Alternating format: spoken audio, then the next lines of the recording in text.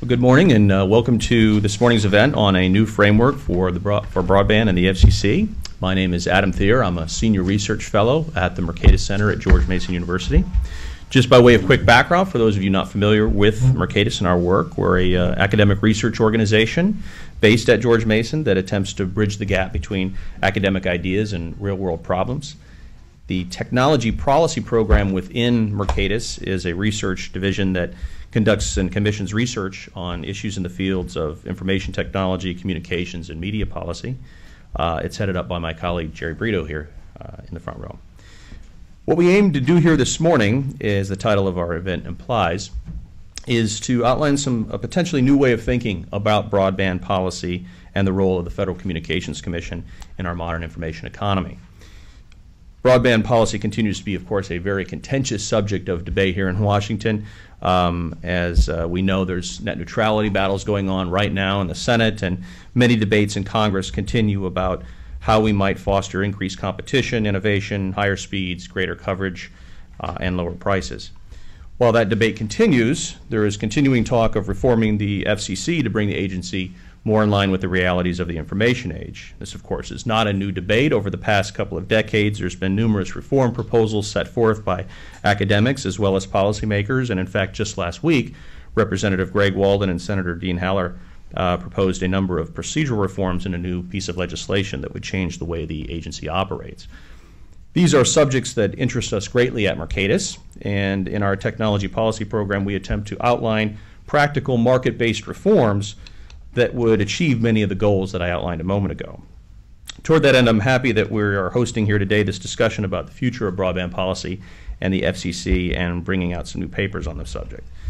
So we brought together three leading experts in the field to discuss these matters with you, and after I do a very brief introduction of each of these gentlemen, I'm going to ask them to spend roughly 10 to 12 minutes outlining their perspectives on these issues.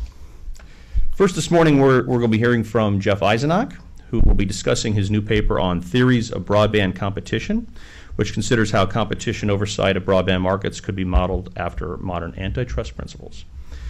Jeff, by way of brief background, is managing director and principal at Navigant Economics and also serves as adjunct professor at George Mason University Law School.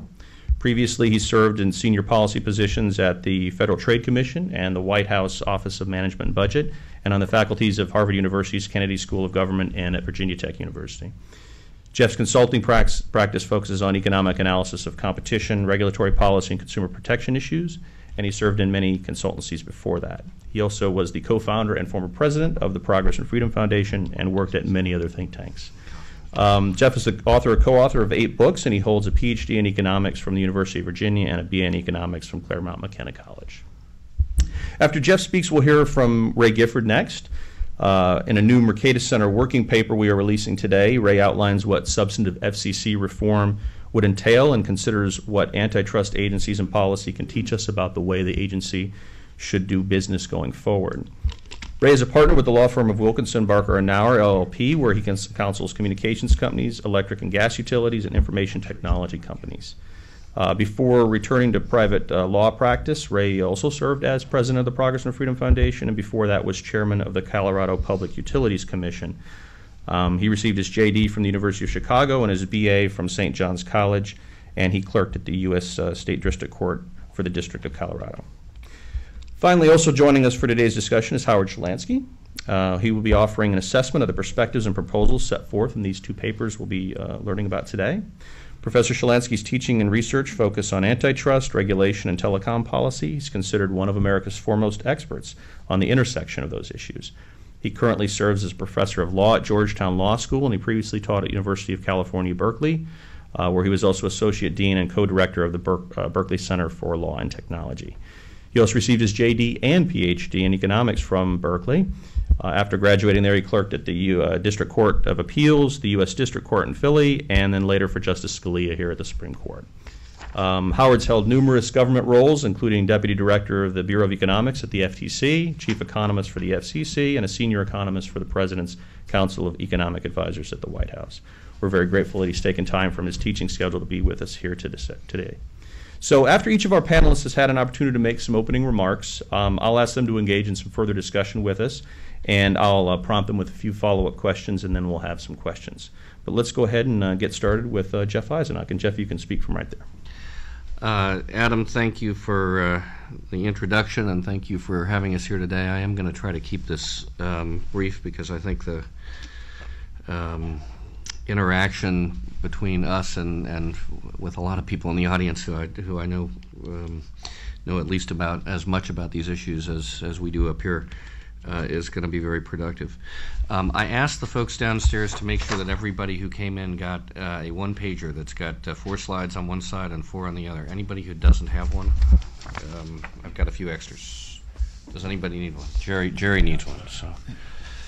So I'll ask people to pull that out and refer to it because I can move through quickly what I want to talk about.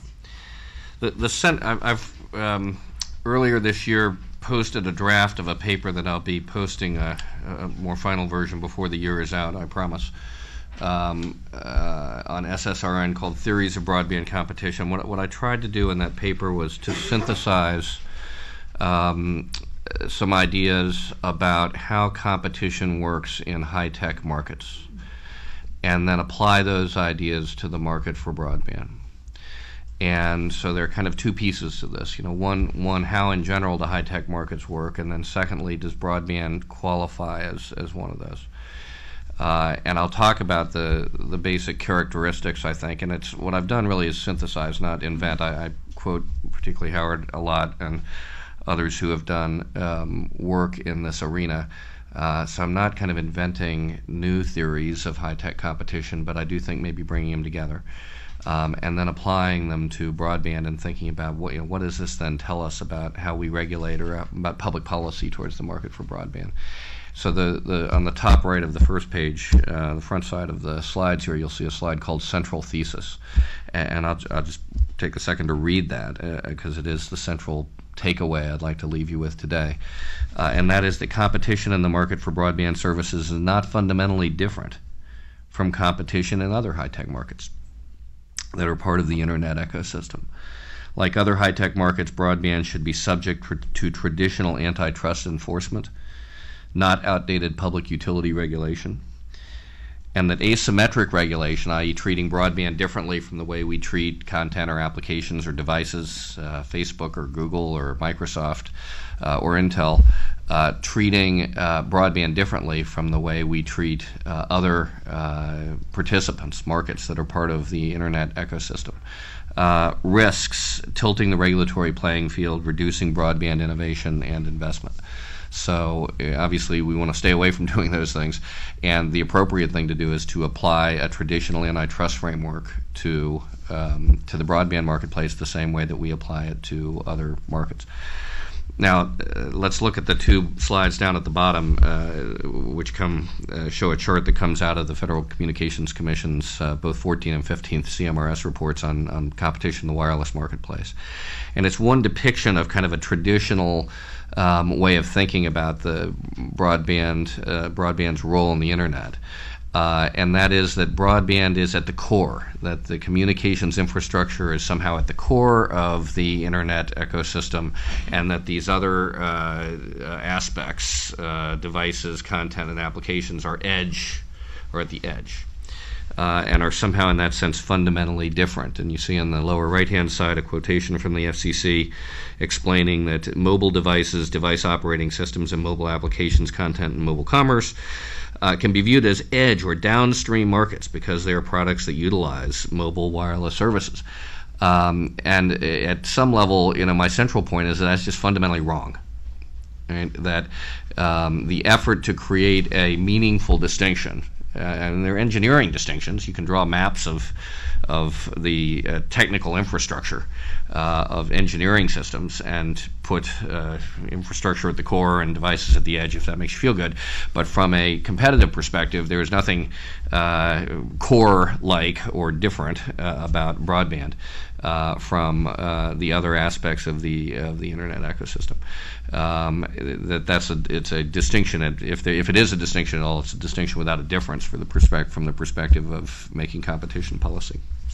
So we turn this little piece of paper over and look at 4 more slides, I'll just very quickly walk you through, what I think the 3 aspects of really competition in high-tech markets, including internet markets. And again, I'm drawing here from a lot of people, a lot of them, really post-Chicago, as much as anything, who have a lot of the work that's been done on how dynamic competition works has been done both by Chicago kind of people, William Baumol, for example, and also by post-Chicago people like Carl Shapiro and Howard and others, Michael Katz.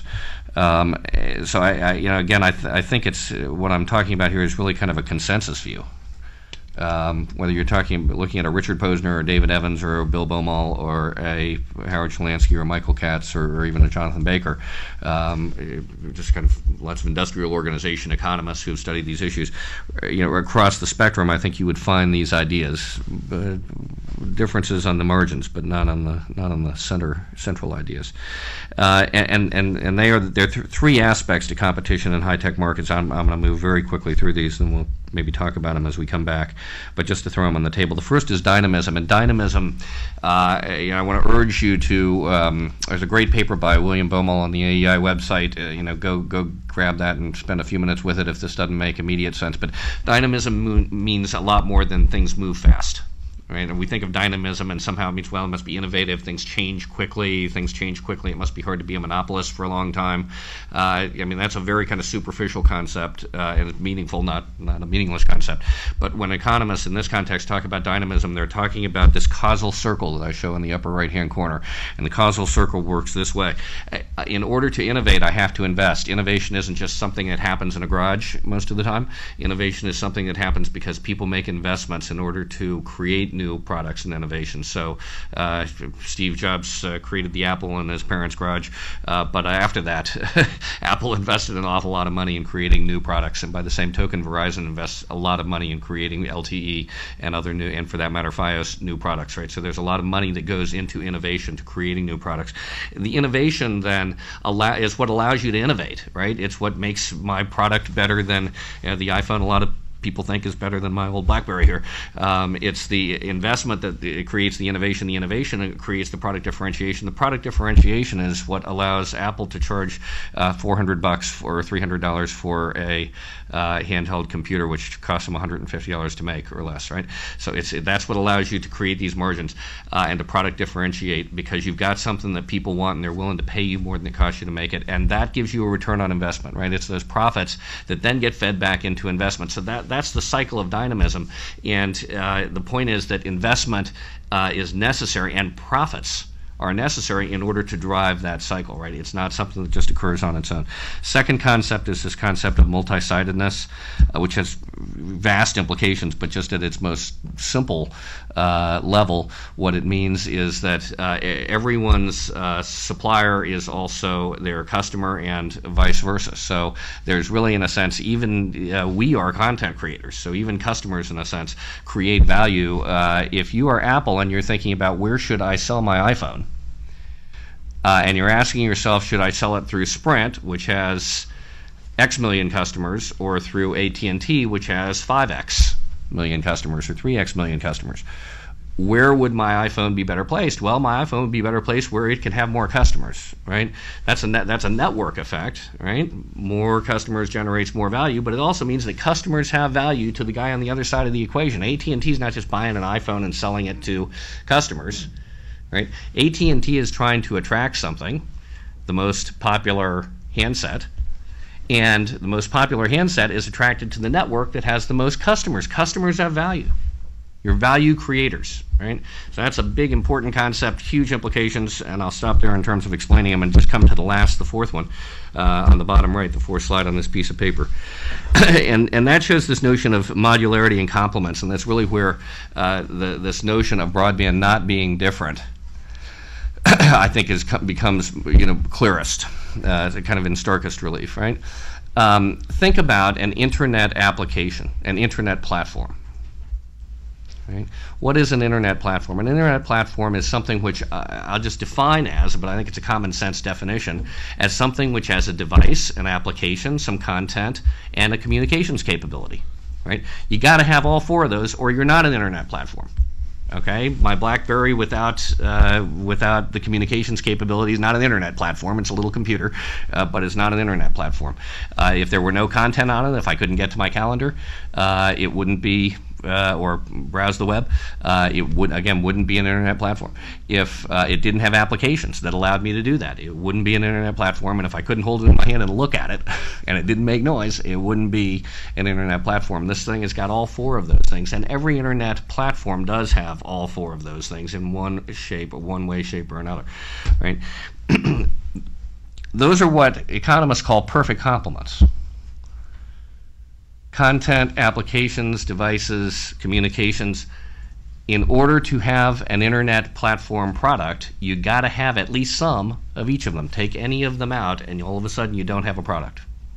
Okay, all four of them are necessary and needed. In that sense, communications is no different from the other three. Okay, it is just as necessary as having an operating system. And so when you hear people say things like, "Oh, but the communications companies can cut off your connection to the internet. That makes them different." Do you think Microsoft can't? Okay, do you think that BlackBerry couldn't? Right? Do you think that one of the other three elements is somehow less necessary than the communications element? The answer is no, it's not. Nor are those other markets less concentrated. In fact, most of them are more concentrated than the market for broadband. Right? So the thing, again, which is sort of blithely, I think very superficially tossed about as distinguishing broadband from other elements in the broadband, in the internet ecosystem, it simply doesn't wash when you hold it up and look at it a little more closely. It's simply not a distinction in terms of how we ought to treat it from a competitive perspective. Now, I'll close with this thought. It's easy, I think, to understand how we, how we got where we are. Right? We live in a world in which we have a Federal Communications Commission, which is pretty dedicated to the notion that its job is to regulate all communications, right? And which naturally looks at the world through a telecommunications-centric lens. And around the Federal Communications Commission, we have a whole lot of people, a lot of them in this room, who are getting paid to think about the world through the same lens that the Federal Communications Commission looks at it through, right? We don't have a Federal Applications Commission. We don't have a Federal Devices Commission, at least not yet. We don't have a Federal Content Commission, right? But we do have a Federal Communications Commission, and so we look at the world through a broadband-centric lens. And the metaphor that came to mind as I was working on all this is just as Copernican,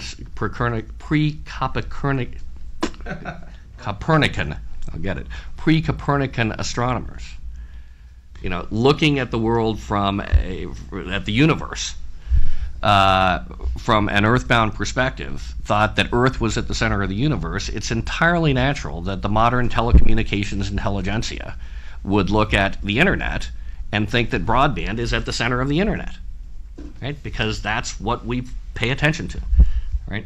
But it's not from a competition policy perspective. Broadband is just one of a complement among complements, one of four elements, or however you want to define it, that make up the broadband, the internet ecosystem, and it ought to be regulated at this point the same way the other ones are, which is to say not with ex-ante public utility style regulation, but with ex-post antitrust oversight, just the way we regulate all these other markets. Thanks, Jeff. That was excellent. We're going to turn now to Ray Gifford. Again, Ray's new paper, which is out today from Mercatus, is called The Continuing Case for Serious Communications Law Reform.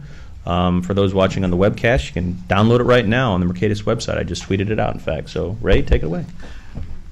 Thanks, Adam. It only feels a little like old home week up here. I'm mainly shocked that Jeff, who usually is the economist who wants to be a lawyer, actually gave a talk as an economist.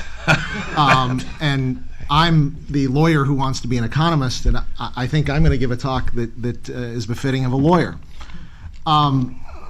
My role here in my paper that's released today is in some ways much more pedestrian than what Jeff is talking about from the economic analysis perspective, but it's really trying to remind the relevant community that there are existing models of communications, institutional communications reform that have been already put out there, and that there is still a lot of vitality and merit to those models.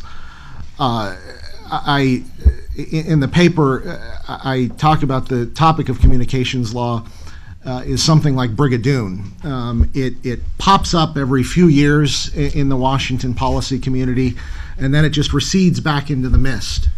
And no one ever knows, unlike Brigadoon, which I think only showed up every 100 years, when communications reform will come back to us. But hopefully this is either the beginning or in the middle, or the trigger for a always needed discussion of that.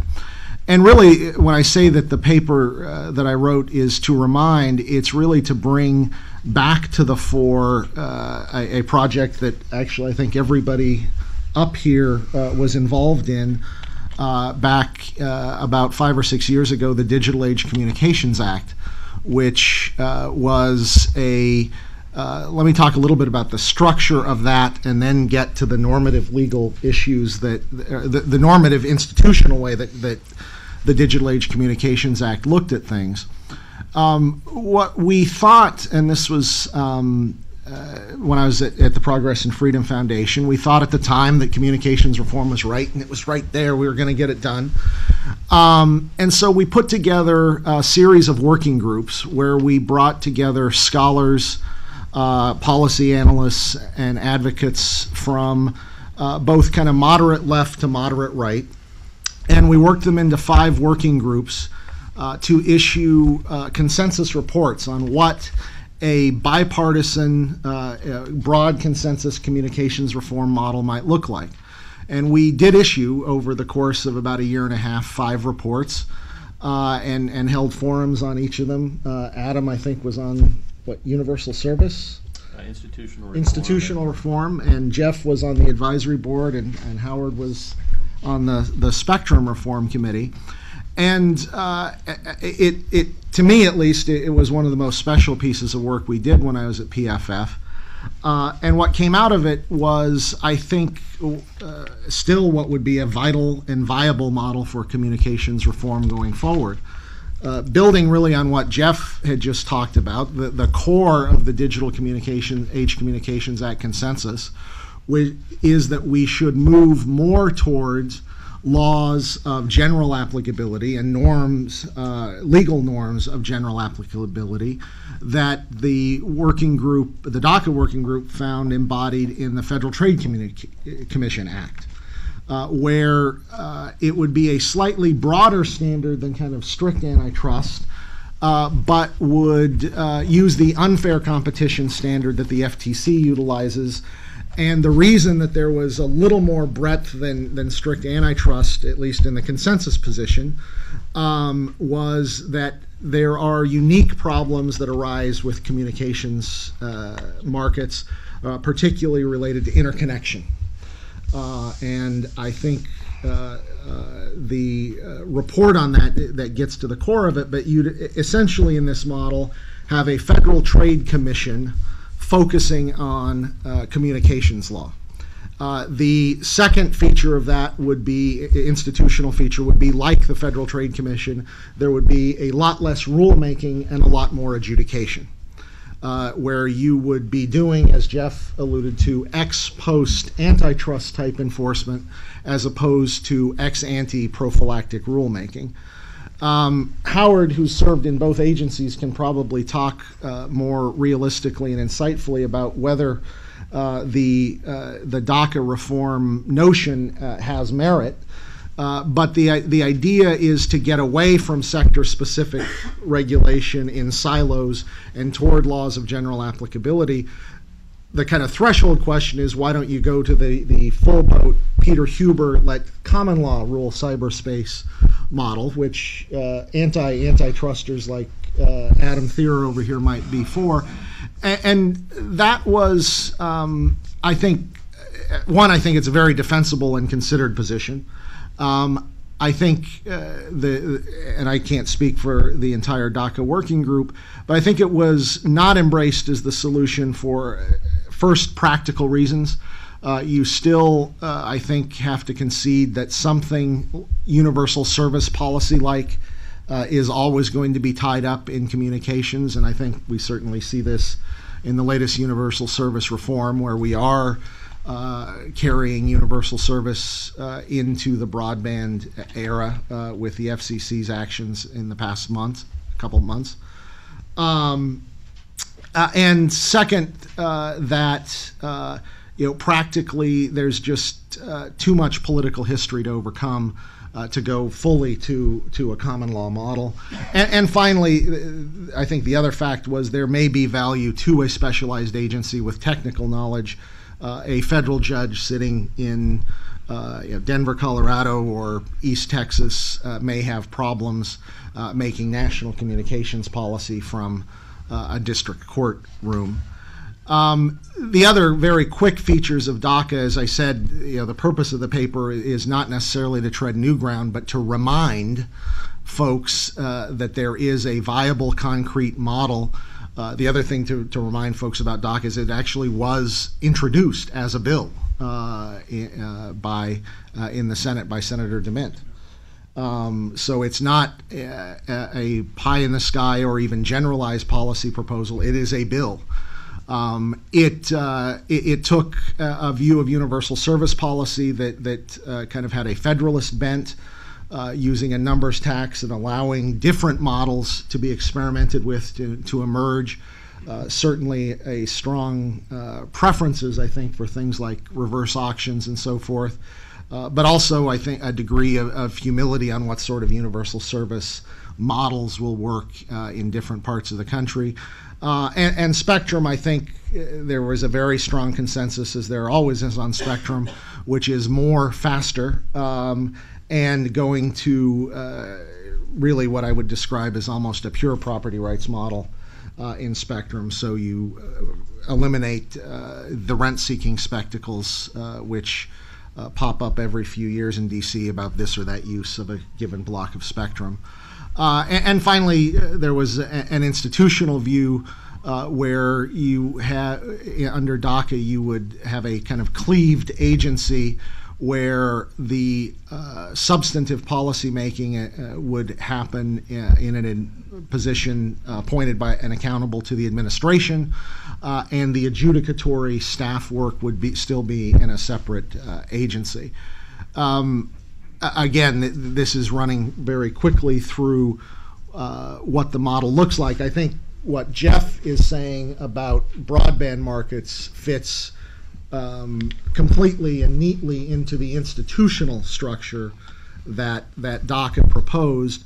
And while there are certain elements when you read those reports that are now 5 or 6 years old that you'd tweak here and there, it really is a durable model that is technology neutral as well as laws of general applicability, which would hopefully hold up longer than the Telecommunications Act of '96, which I think the consensus view is was obsolete very quickly. Well, thank you, Ray. Very good. Next, we'll hear from Howard Shalansky. And Howard, let's hear your comments on these two approaches we've heard today. Sure. Thanks very much, Adam. I'm really pleased to be here, and I'm grateful to Mercatus for inviting me and to all of you for coming. Well, I feel like a lot of us in here have been talking about these topics for a very long time, and I want to commend both of the papers to you that have been discussed. I read Jeff's paper, I guess, when it was sort of fresh out of his brain and out of his computer a couple of months ago, and it's developed quite a bit, and it's a really interesting paper that, as you said, synthesizes a lot of, I think, very interesting ideas, and I think he's being a little too modest. I think there really is a lot of good original thought in there. And Ray, I think, has done a real service in bringing DACA back from the sort of dark past, and I didn't want to say dead, but the dark past. Lots of people have been, who are in this room, we're deeply involved with that project, and I'll have a few things to say about that. Let me first comment on Jeff's overall argument in favor of moving towards a more ex post antitrust type model for broadband regulation. And indeed all of communications regulation, and then talk about some of the more specific comments he makes about dynamism. And I think I'm going to agree in large part. I do think that the time is long past that we need to move more readily to an ex post enforcement model and away from an ex ante regulatory model. This is not a new idea in general. I mean, you can go back to Justice Breyer's very wonderful 1982 book on regulation and its reform. And Judge Breyer, articulates the classicist position, as he calls it, that antitrust, where feasible, is a much superior alternative to regulation. That regulation should be a matter of last resort, and there should be fairly strong conditions on resorting to ex ante rulemaking. And I think if we were to approach the set of problems that confronts us today in communications policy anew, a complete greenfield approach, I don't think we would see anything like the regulatory structure that is currently in place. There's a lot of path dependency, as Ray alluded to. There's a lot of politics and a lot of vested interests. And I think probably there's nowhere you see that more than in the universal service area. Anybody who's tried to, and I, by the way, really want to give my hats off to the people at the FCC who have worked really hard to try to move universal service into the modern era. They're working under a statutory mandate to do so. And so the option of sort of wiping it clean and starting again really hasn't been before them. And if you talk to Sharon Gillette and the others who've been spending their lives doing this, it's a devilishly difficult job. That said, it's really very disturbing if you look at universal service with fresh eyes and you see the very elaborate device that's been constructed, the vested interests, frankly, the waste. I remember years ago being asked by one of the telecom trade associations to come and give a talk to their membership. And the talk was at O'Hare Airport, at the hotel there. And the reason was that all of these owners of small telcos were flying in their own planes. And I began to look at what some of the payments were to these companies. I was thinking, this is universal service, so this guy in Arizona can have a 9-figure salary and a private jet. There's something deeply wrong here. But even just from the outset, the structure is incorrect. And those of you who've gone to the Aspen Institute's Communications Forum, every single year, one of the recommendations is to go to a completely different targeted subsidy model for universal service and to get rid of this crazy thing that we have. So that's just an example of where I think we would never have the regulatory structure we have now if we started anew. Looking at broadband, I also think we would have a very different regulatory structure, although there the problem isn't so much that we've had a long institutionalized history of broadband regulation. We haven't. In 1996, the Act didn't really see fit to mention much about broadband in any kind of specific or serious way. There's Section 706, not technically part of the Act, but came about at the same time. We have various allusions to advanced services. But the truth of the matter is that broadband regulation is in a tricky spot because we've tried to graft a very old form of regulation onto what is essentially a new phenomenon. And I think that there are hard questions that have not been asked. Where is the locus of market power? What is the mix of networks likely to look like? What really is broadband? Do we have to have some kind of definition like the one the FCC has progressively changed over the years for what constitutes an advanced service or a broadband service? And by virtue of that definition, wind up with very few players in a market and then justification for regulating. That's really the net neutrality debate that we're under. So I think that the case for reform is a very powerful one. But I want to talk about why I think this is a harder problem. And I think I'm as guilty as anybody. I've written quite a bit on trying to make the transition to ex post regulation through something like antitrust. But the something like antitrust is important because I think what we're asking antitrust to do when we're saying, step in and regulate ex post these dynamic networks, these new technologies, is to operate where antitrust is itself, I think, on its weakest ground and most in flux. How antitrust law should apply to new technologies, to technologically fast-paced industries. What should count as illegal monopolization? What should count as market power?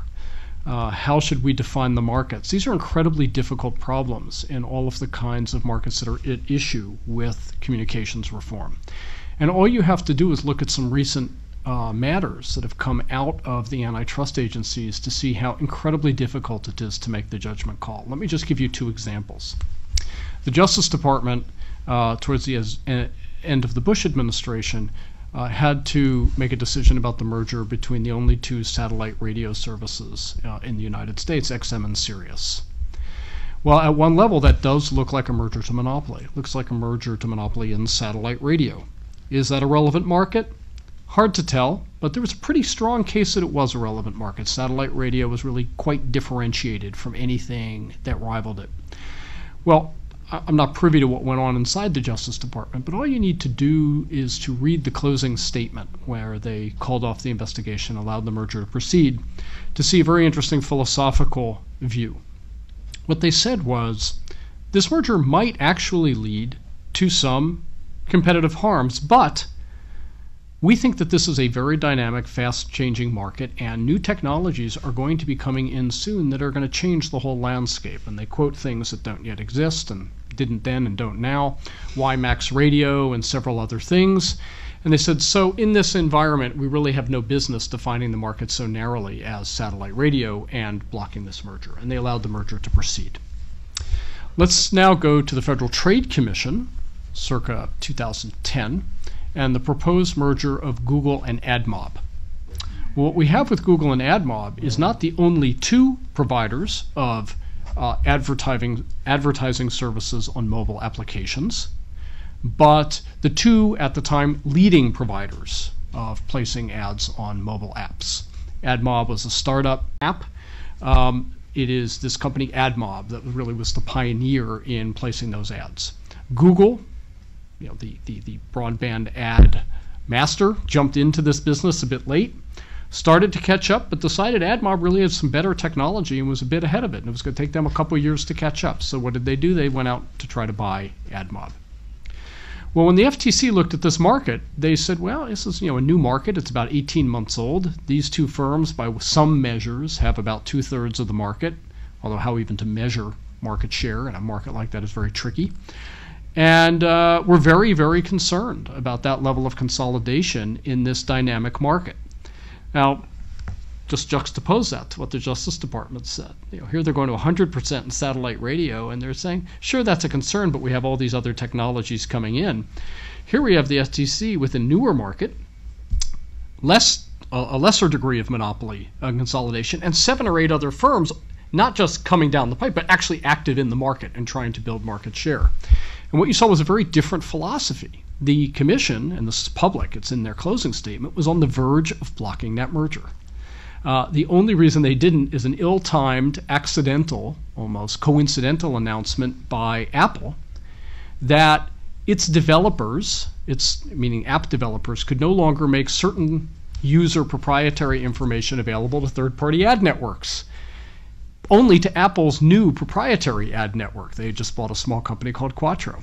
Well, suddenly, that was a seismic shift. Wait a minute. These two companies that are in the lead now could be shut out of Apple, the key platform, tomorrow. That could change the whole market. My goodness, we better not block this merger, or we no longer think we can sustain a challenge to this merger, and they allowed it to occur.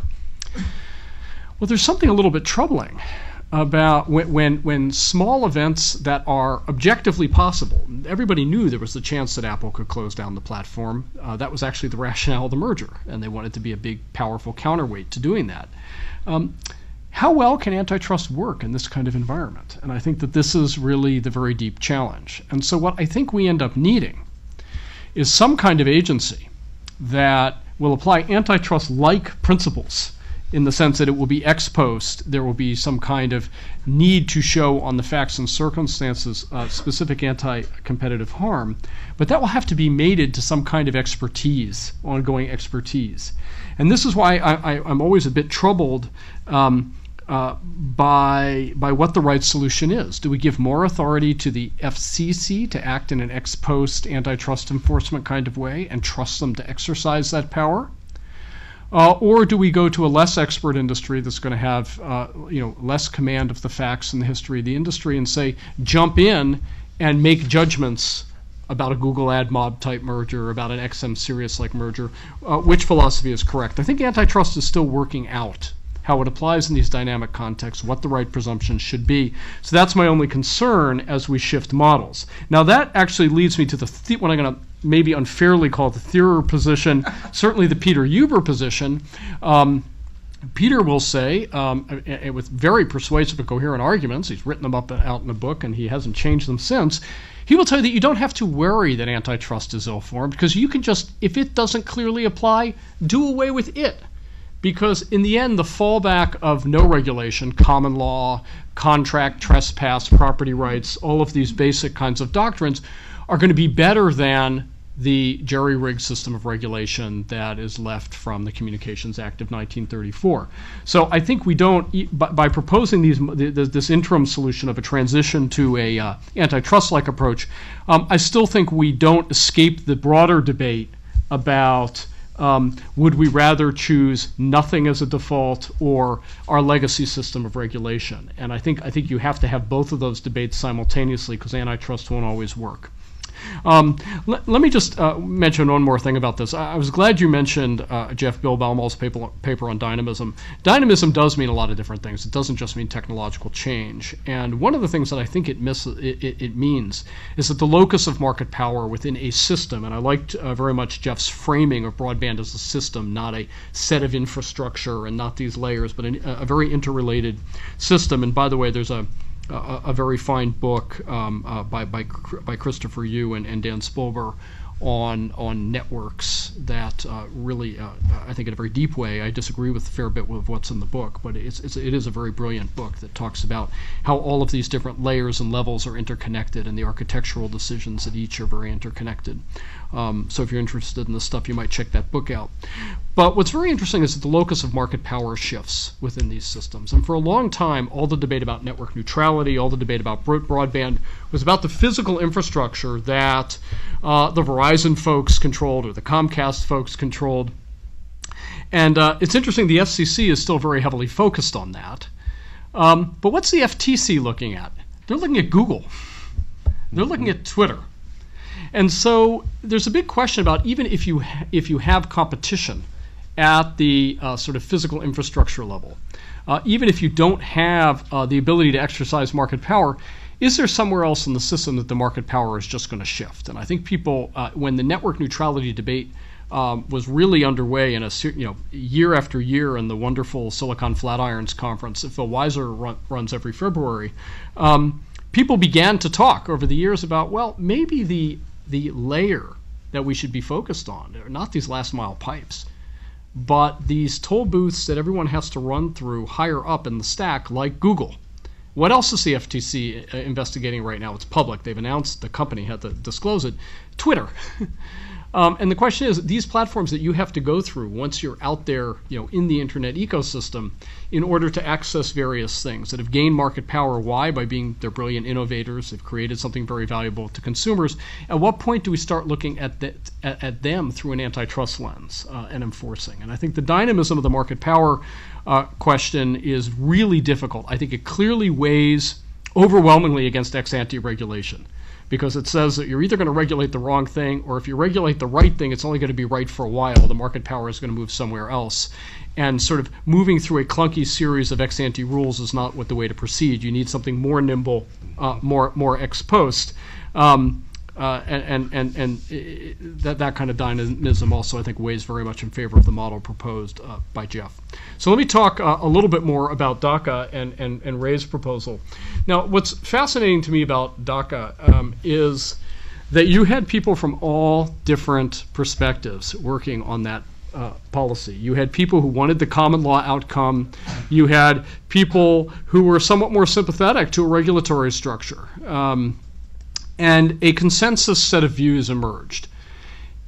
And what was remarkable is that Jim DeMint introduced the bill. And if you go back and you look at the DeMint bill, it's a really moderate consensus piece of legislation that didn't have a prayer. And I think that is actually tragic, because what has happened now is the moderate middle has been left sort of standing. And people like DeMint, who really care about this area of policy, are left saying, okay, fine, if the moderate thing's not going to work, what I have left is to react against the extreme regulatory thing. And we get these polarized bills. So on the one hand, you have the DeMint bill, basically, or what's floating around out there from the Republican side in Congress, which is basically saying the FCC may do nothing on broadband. I mean, it's a little more coherent than that, but it's extremely deregulatory. And on the other side, you've got these bills like the Franken bill, the Franken-Cantwell bill, and one of these things say any discrimination, any pricing in the ecosystem by a physical broadband layer is basically presumptively, not even presumptively, that's what the FCC says, per se illegal. And it's like, well, okay, but wait a minute. You're basically saying that something as fundamental to a market transaction as price can't exist as between a network and content that runs over it. That's actually very troubling, even to those of us who are Democrats and sometimes like regulation. I'm one of those people, and I find those bills to be out to lunch. So we lose DACA. We lose this very interesting consensus idea that kept an independent agency involved, that would have required elimination of the common carrier exemption from FTC review and certain other things that could have been done in a stroke of a pen very easily. And we've wind up with these very polarized bills, and we're back to, I think, a very unfortunate debate. So one thing that I like about Jeff's paper, I really like about Ray's paper, is they try to bring what I see as a middle ground back into communications reform. I deeply hope that it will succeed. But right now, when I look at I think the FCC is trying very hard within the statutory structure they have to live with to do the right thing. There are definitely aspects of the broadband regulations and the network neutrality regulations that I find profoundly troubling and that I would have disagreed with had I been at that agency. But I don't think it's a rogue effort, although I think they're going to have a very tough time defending it in court against Verizon's suit. Especially given that it's wound up here in the D.C. Circuit in the same court that found a jurisdictional limitation in the Comcast BitTorrent effort by the FCC. So the FCC, I think, is actually in some ways going to become less of a player in a lot of these things because they have to do what they've always done. It's really moving to a legislative model. And I think a legislative model is only going to succeed if we can bring people like Ray and Jeff and a lot of people in this room back into the discussion and move away from this polarized debate and look at some of these middle ground mechanisms that I think have a lot of promise, but we still have some work to do to answer some of the questions about the shortcomings of those mechanisms. Well, thank you, Howard. Those were excellent comments, and let me just say I'm tickled and honored always to be affiliated or associated with Peter Huber, the radical that he is, and it reminded me that a long time ago in a galaxy far, far away, Jeff Eisenach invited me to contribute to a book with himself and Peter and Greg Sidek and Bob Crandall. That's a rogues gallery. Yeah, and it was a real rogue effort. I mean, it was pretty radical stuff. And in May of 1995, we released a book called The Telecom Revolution, I believe it was called, that called for very sweeping reform, as in abolition of the agency. So we've come a long way since then, I guess, Jeff. We've grown in office, I guess is the term. But let me ask both you and Ray to, if you'd like, to respond to some of Howard's comments. I do have a couple of follow-ups myself, but would you like to say anything in response? Here. I don't think we find a lot of.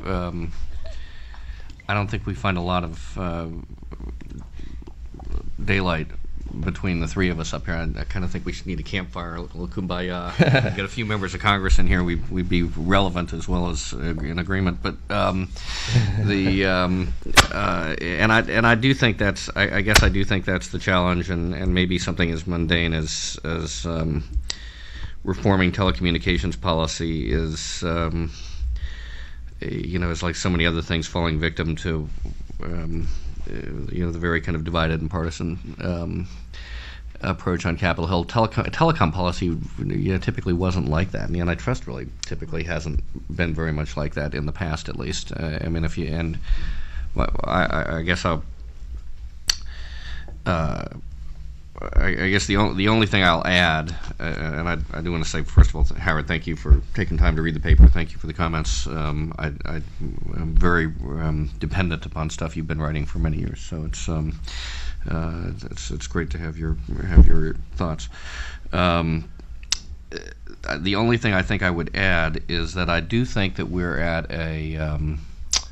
it's trite to say we're at a crossroads, but the FCC, whether it does it through the net neutrality proceeding, I hope Howard's right about that. I think he is in terms of the outcome of that in the courts, or through the backdoor of universal service, which I think is also of some concern. The FCC has its eye on the whole ecosystem, right?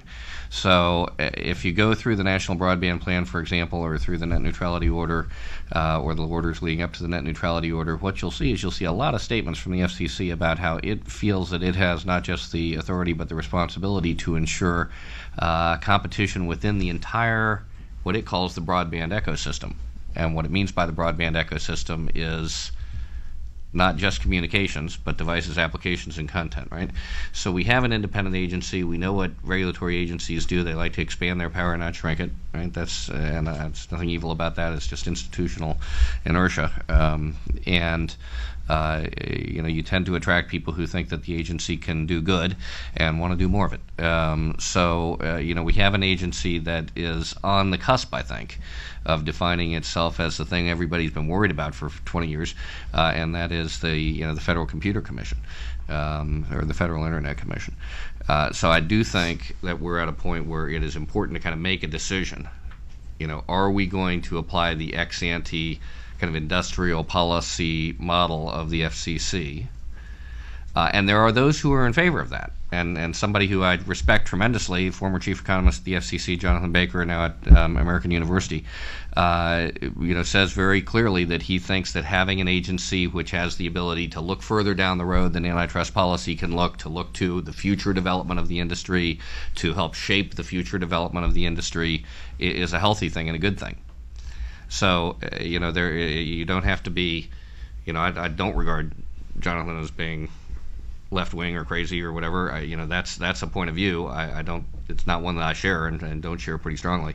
But that point of view is out there and not without some legitimacy. So, if we're not going to go down that path, I think it's fairly important that we try to turn the ship in a different direction fairly soon, because there's some inertia in that direction now. Ray, I welcome your comments on what you've heard Howard and Jeff say, but also would like to ask you maybe to say just a word about what's happening on the Hill right now in terms of FCC reform, which is really the Walden-Heller bill, which I mentioned earlier. I think Howard's comments at the end get to the crux and really the interesting issue of how, even if you go to an antitrust model, how does antitrust thinking apply to dynamic markets, and every answer to that that we've gotten so far, I think, from the scholarly side or from the relevant agencies, has been partial and tentative. But at the very least, I think it's working within a normative framework that has relatively more analytical strength than what we have now in a public interest, public utility model.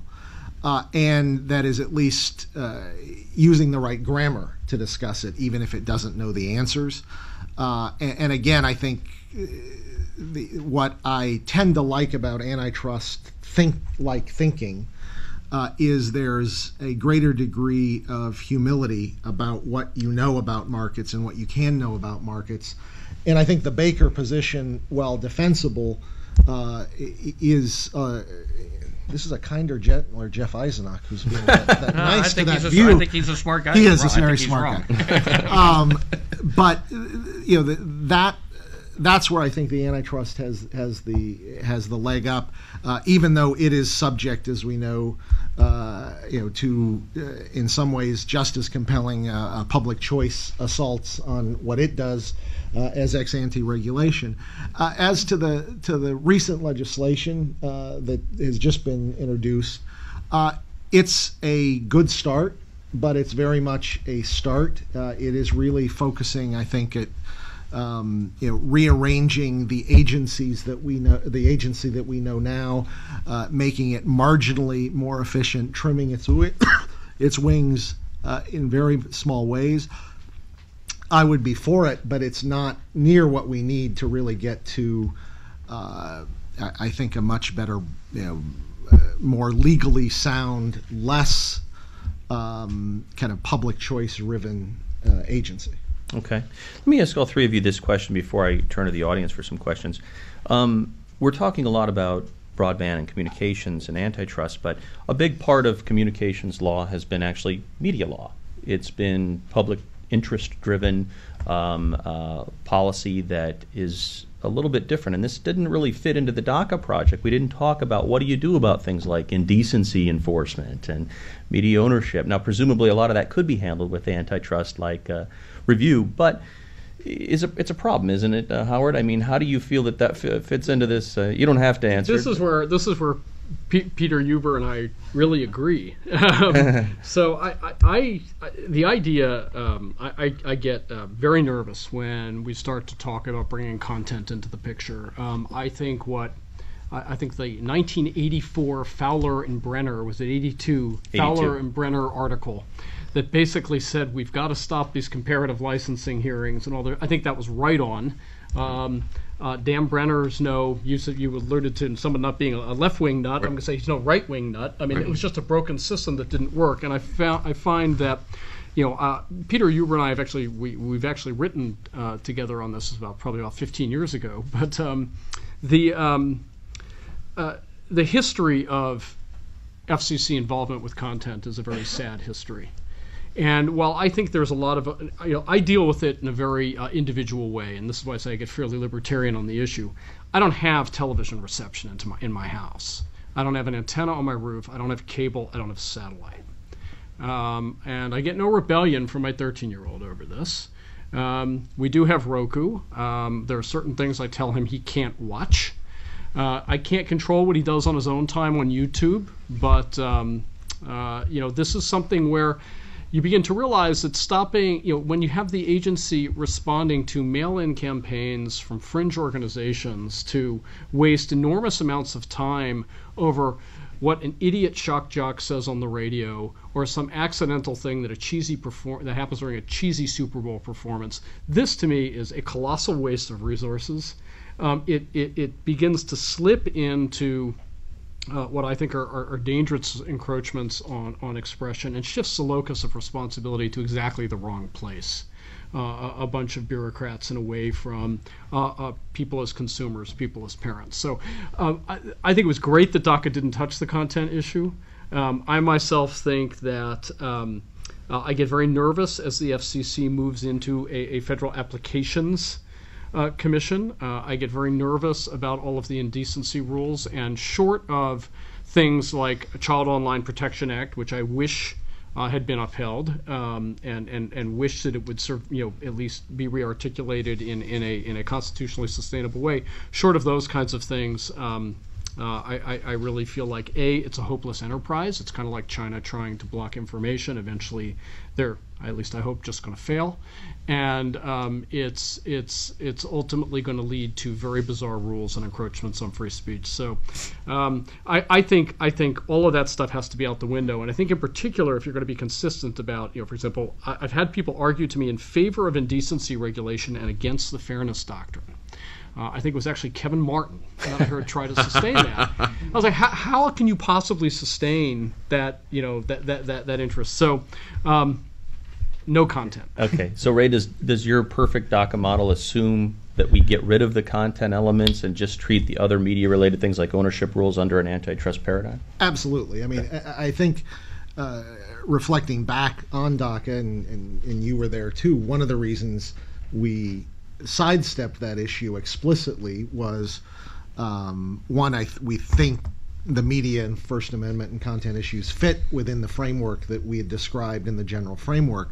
But secondly, there probably was a little bit of political calculation that saying out loud what everyone thinks privately, that any content and media regulation by the FCC is generally a through-the-looking-glass experience that is wasteful, stupid, and wrong, doesn't necessarily sell well across the street here. Right.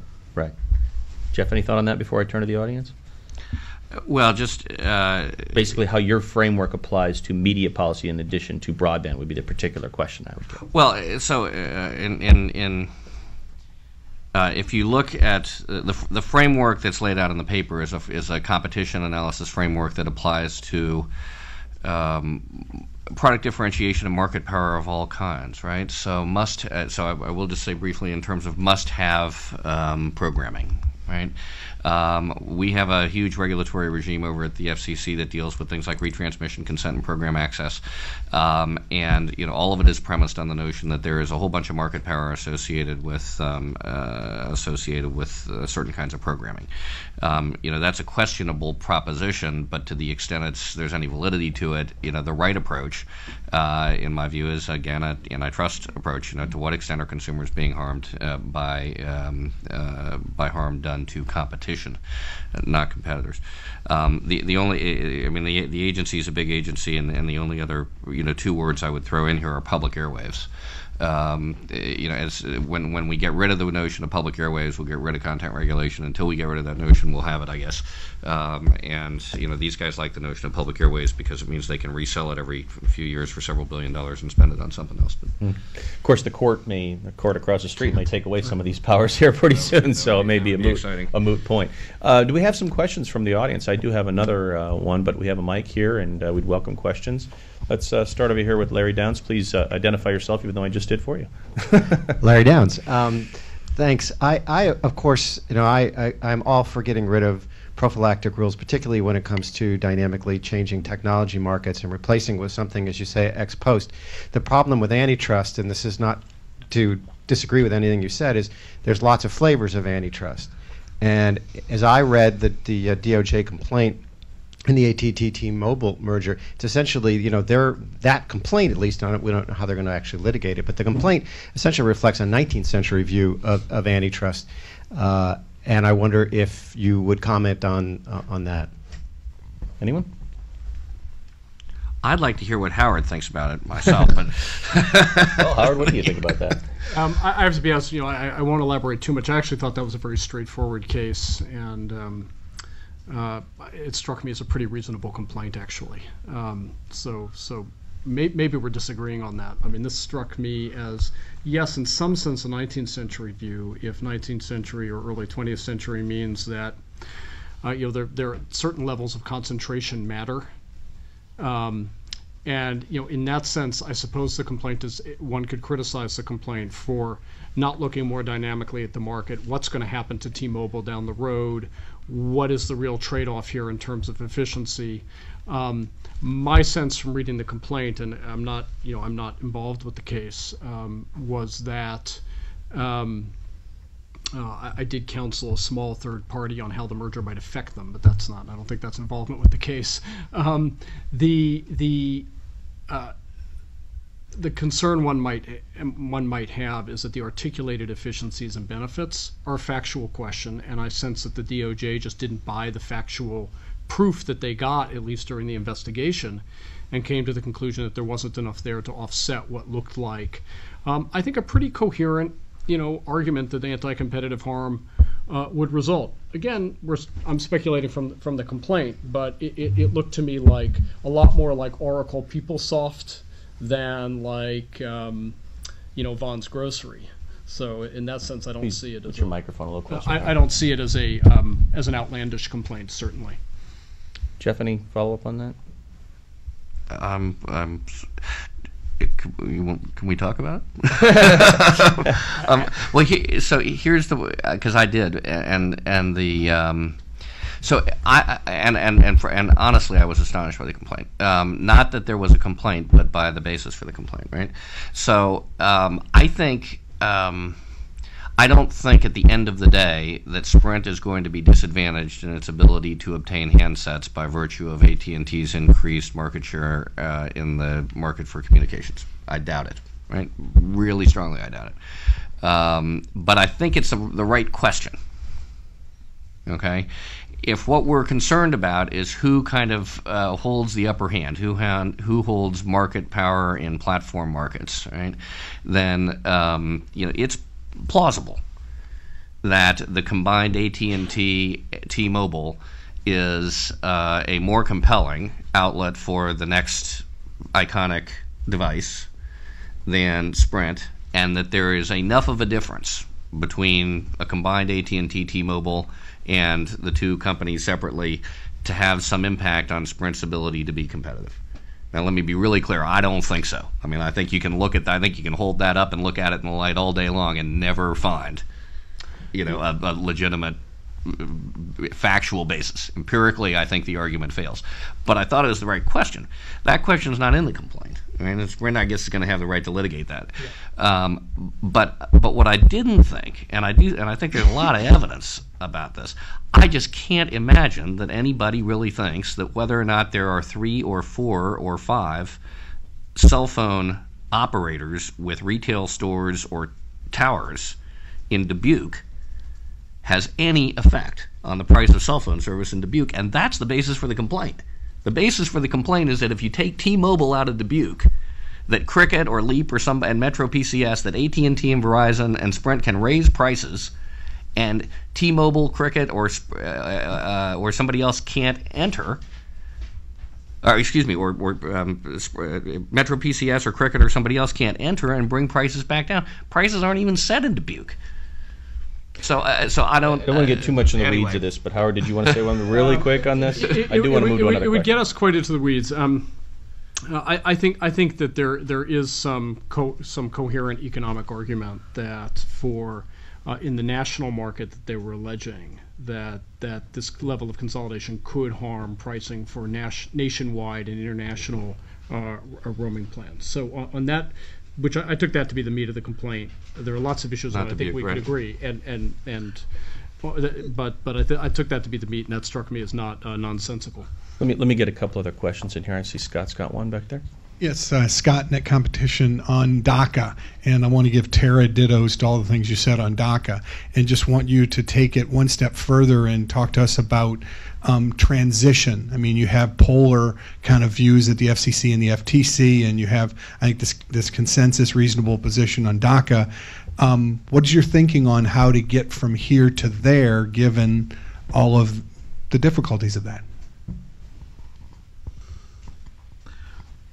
Well, I mean, I'm always reminded of what Alfred Kahn said about the CAB, how we went into it not expecting to shut it down, but expecting to reform it. And there is another layer. CAB, for those who don't know, Civil Aeronautics Board. This is airlines. Yes, different era, Ray. And the story that Kahn tells is that once he got there, that he realized you had to shut it down. That the sociology of the agency as the agency itself and its relationship to the regulated entities was such that there was no way to make it reform. You had to simply zero it out by, I think it was 82, 83 that they zeroed it out. And if you needed to, start afresh. And of course we didn't, thank goodness. But I think that's something that a legislative proposal like DACA doesn't have and can't necessarily get to, because the critique of the FCC that I think is shared by both the kind of free market libertarian right and the progressive left, which it complains nonstop about the special access and lawlessness of the FCC as well. It is a question: is the FCC itself, the sociology of it, such that you need to simply shut it down and start a new agency, with all the symbolism that entails? I would think, in my dream world, that is what you would want to do. I also hate the location of the FCC too, so maybe put it in a better part of town. I guess there's a Starbucks near there now, which is nice. But Ray, can I push back just really quick, because to the FCC's credit, and that's not a phrase that falls out of my mouth too much, to the FCC's credit, they are not enforcing, as the CAB was, a nationwide cartel in this particular service and restricting entry, denying the ability for a variety of operators to come in and provide new innovative services. So that's what led to liberal Democrats on the Hill like Ted Kennedy, Fred Kahn, the Carter administration. Stephen Breyer was involved in that, even Ralph Nader. They were all pushing aggressively. That was a Democrat-led thing because it was viewed as so inherently anti-consumer. Do you think that same dynamic is there today? Because it doesn't strike me that we have too many folks on the left calling for serious FCC reform. No offense to them, but I just don't see that movement there. From a political economy perspective, I don't see how that works. Am I being too dismal or pessimistic here?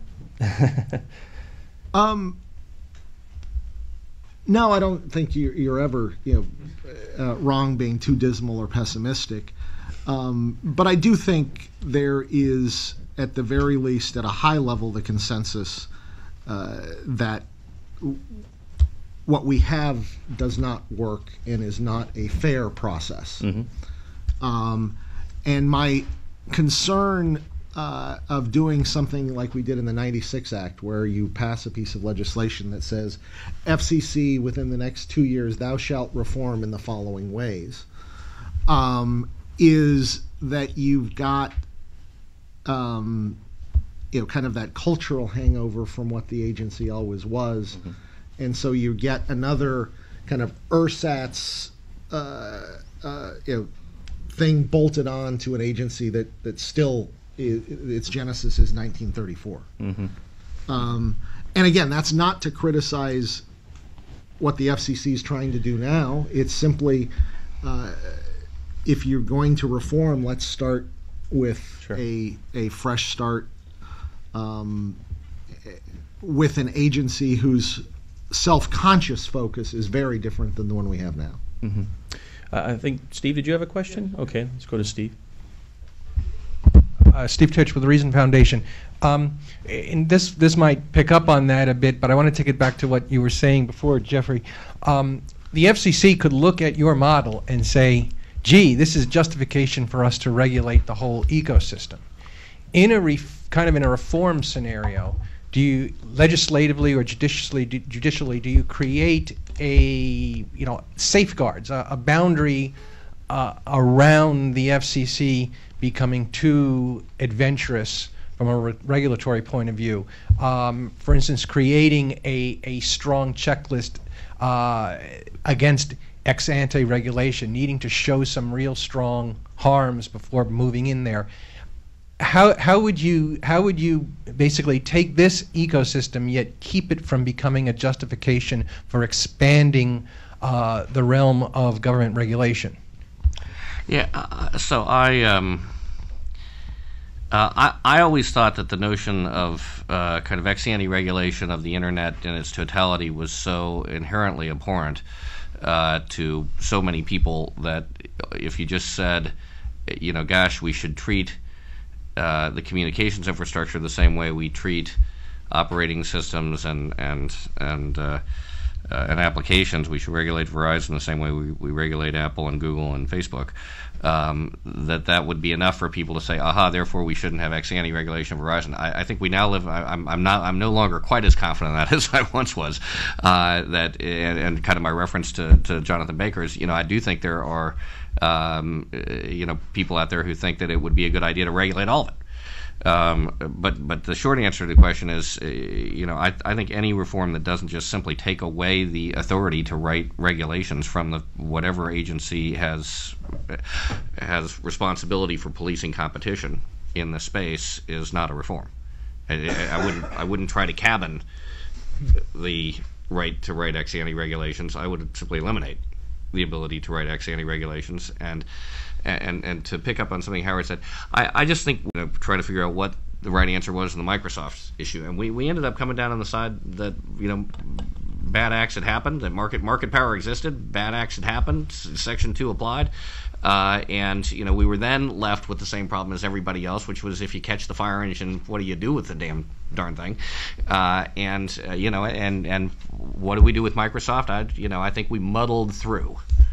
What we didn't do is impose a whole bunch of ex ante regulations all of the Europeans and start regulating the market for operating systems. Right? And so I think, I don't know whether XM Sirius was the right answer or not. I don't know whether Google AdMob was the right answer or not. I don't know whether the Google consent decree on what was the travel. It's interesting you mentioned the expanding interest in broader regulation. I'm speaking at a Georgetown event on Friday called on the governance of social media, co-sponsored with Michigan State University, and one of the people on the event along with me is Frank Pasquale, who's called for a federal search commission. He's got a long paper with Owen Braca on the subject. And Dawn Nunziato here at George Washington, she's called for something along the lines of a federal computer commission. These things are being taken more seriously today, so they are issues that once maybe might have been laughed out of room are now all of a sudden apparently ripe for discussion, unfortunately. Matt Hussey. Hi, Matthew Hussey with Senator Snow. She has a strong interest in FCC reform, and we know that that discussion the dialogue has primarily focused on, reform. And one of her concerns that she shares with the technical community is the lack of engineers at the FCC. I mean, it's supposed to be the technical expert agency, but yet engineers only constitute less than 15% of the current workforce. And I know there's even less economists there to look at that. And I guess the question is, do you share that concern that the technical community has about the lack of engineers? And because we can talk about process changes, but if they still don't have the expert knowledge, they could still get the processes or the regulations wrong at the end of the day. And I mean, for one example, I mean, obviously the two nominees, are incredibly smart telecommunications lawyers, but then, with the full complement, if you look at the Nuclear Regulatory Commission, which is kind of the counterpart for the nuclear industry, all five of those commissioners are either physicists. Quick answer, and others may want to weigh in, but the first one to start calling for more engineers recently was Michael Powell. I thought he was wrong then. If the agency is an industrial planning agency, then it needs to have the resources to design the infrastructure, to design the way things interoperate, to design, I think it should be. If it's a competition agency, if you go into federal court, I was involved in PeopleSoft Oracle, Von Walker knew everything Von Walker needed to know about an intensely complex market. I mean, more complex really than as complex as anything you ever run into telecom. The market for enterprise resource management software is real deep, real fast. Von Walker knew everything he needed to know about that market to get to the right answer. Competition courts and judges and attorneys don't have a problem learning the institutional and technical information that they need to learn to make right decisions. We make technical decisions in district courts every day on patent issues, which are intensely technological. You don't need an expert agency, in my view, to get to the right answers on competition issues. Howard, do you have a thought on this? Yeah, I want to disagree a little bit. I definitely disagree that Judge Walker knew what he needed to know in Oracle PeopleSoft. I think he really messed that one up. But well, putting that aside, sorry, Fawn. I actually think that Senator Snow is onto something very important. We don't want to have a federal engineering commission that will tell you how to design your network. I think engineers inside the agency play a potentially incredibly valuable role. And the role they play is to tell the lawyers and the economists, you actually don't quite know what you're talking about in how this system really works. And for a very long time, I would have these very interesting discussions with completely nonpartisan engineers, people I don't know if Link is still here, but people whose job is basically to make systems work. And they say, well, network neutrality is a very odd concept from an engineering standpoint. In fact, it doesn't exist from an engineering standpoint. So this is a very odd thing. And so when you have these debates that are occurring at a very high level inside an agency, and when I was at the FCC, I remember it was all about open access for ISPs. Well, what did that really mean? What did the demands for open access on a cable network imply when you have a huge shared common pipe? What does that actually do to the underlying engineering? How does it change the concept of the system that you're dealing with? To have people like Dale Hatfield and the other folks who were at the Office of Engineering and Technology at that time who could come in and say, look, I don't want to take a position on the broader policy question. As Dale would say, I'll leave that to the lawyers. But he'd say, but let me tell you what the technological implications are of each decision. So here's the thing. 15% of it, I forget what the workforce is at the FCC. It's huge. Were they 7,000 people? If it's 15%, that's a lot of engineers. The question is not the number of engineers, it's the salience of the engineers on the 8th floor of that building.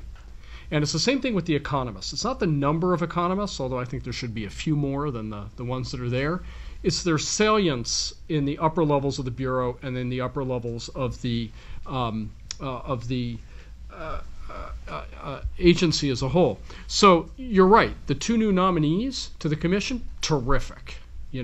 Really knowledgeable, experienced people. You couldn't ask for better in the existing model. I would really like to see an engineer, somebody who really knows the systems that are being regulated, who either is on the commission or without whom the commission is unwilling to proceed. Now, Bill Kennard, as chair, he wanted to hear from Dale before he acted. He wanted to hear from his economists before he acted. Michael Powell, same exact thing. But there's no way to write that in. I suppose there is. You could write an elaborate thing. But so I think that when you look at the makeup of the FCC, my advice to Senator Snowe would be, it's not that we need more engineers. It's that we need the engineers that are there to be listened to on the core policy things. We need the general counsel's office to have their engineering impact statement. We need the commission to have met with them. And I think that that's more of a political process of who gets chosen to be put up there. I think I agree with Howard. It's really the salience of the engineers, and Dale's close friend worked with him, and he very eloquently defends and argues that we need more engineers. And let me try and do the impossible, which is defend the state Public Utility Commission model up here. But which is that, and that's where I come from. And in an adjudicatory post hoc model, having the engineering expertise on this side of the bench was invaluable to me.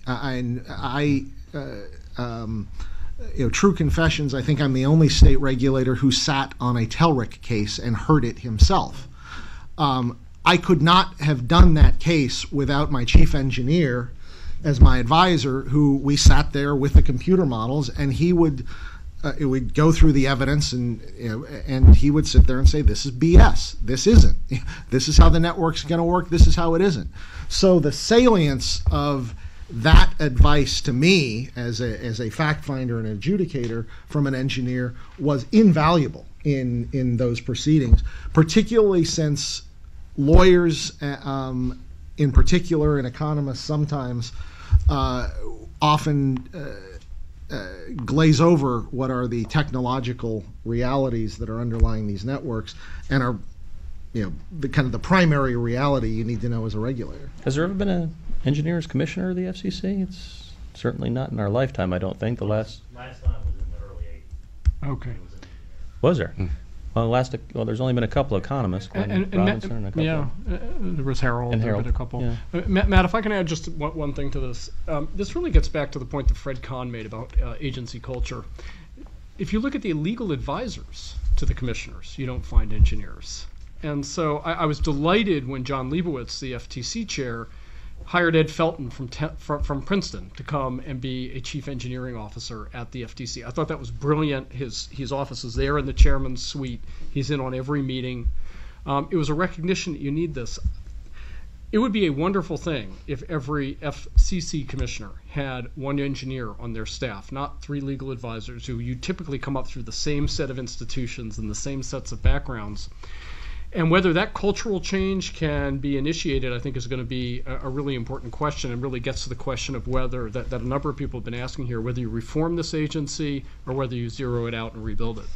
And let me, since I spoke first, and let me just associate with myself with everything that's been said about salience as opposed to numbers. And to the extent that's the question, I agree with everything that's been said. At the Federal Trade Commission, there is a lot of this comes to bureaucratic politics, and which is a reality. Again, not as a negative word, just as a reality. At the Federal Trade Commission, there's a Bureau of Economics, which is really kind of treated as an equal with the Bureau of Competition and the Bureau of Consumer Protection. So, in fact, they're on big decisions. The head of the Bureau of Economics is sitting next to the head of the Bureau of Consumer Protection or Competition or both. And I don't know that that's always the case at the FCC, in part because those offices tend to be headed by transitory personnel, right? So there's less of an office and more of a kind of tradition of appointing somebody for a year who doesn't really necessarily have the time to dig in and become an effective player. Well, folks, we've reached the end of our time, but let me close by encouraging you all to read these 2 very important and interesting papers, and please join me in thanking our excellent panel here today. Adam, thank you.